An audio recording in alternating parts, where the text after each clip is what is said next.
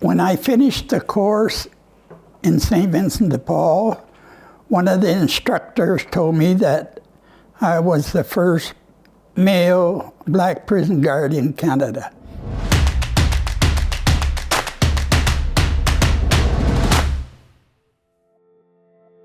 Hi, I'm John Mentis. I worked in corrections for 30 years. I grew up in Truro, Nova Scotia. I was born 1938.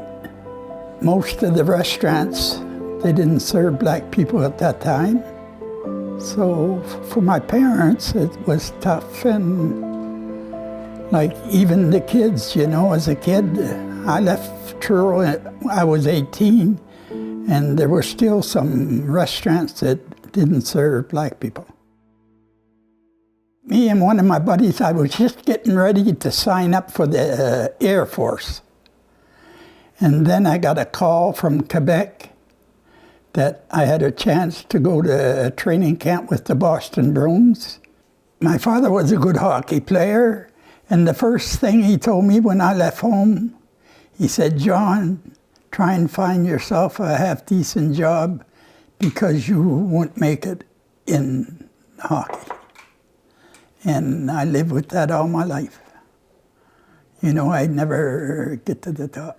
So I was working in Cowansville, and then I saw in the Granby paper a prison was going to open up in Cowansville. Then me and one of my buddies said, "Why don't we apply?" So we applied for the prison in Cowansville, and we got accepted. And all the training, my training, was in St. Vincent de Paul. When I finished the course in St. Vincent de Paul, one of the instructors told me that I was the first male black prison guard in Canada. I had no problems with the inmates who I was working with at the time.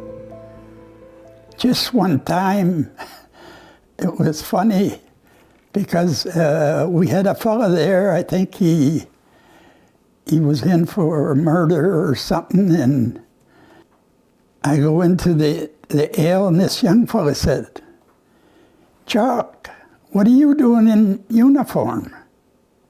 He thought I was one of the other prisoners that stole somebody else's uniform.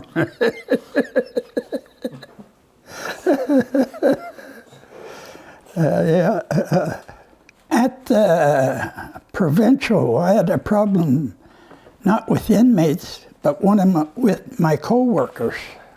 This fella, he didn't like black people, you know, and since I got transferred there. So one day, it's just him and me in the office. And we were talking about something, and it's starting to get rough. So he said, "You're going to see what we do to." And I spit right in his face. And he didn't move because I was ready to, you know, I didn't take that from nobody. After that, I got transferred to Rimouski.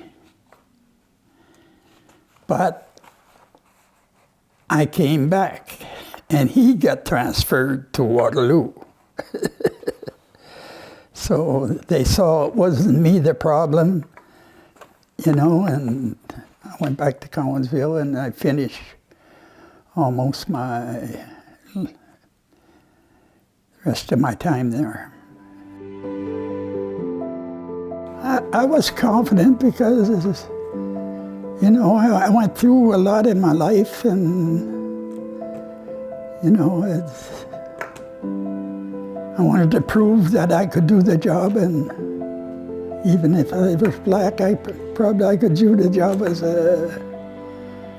you know, somebody else.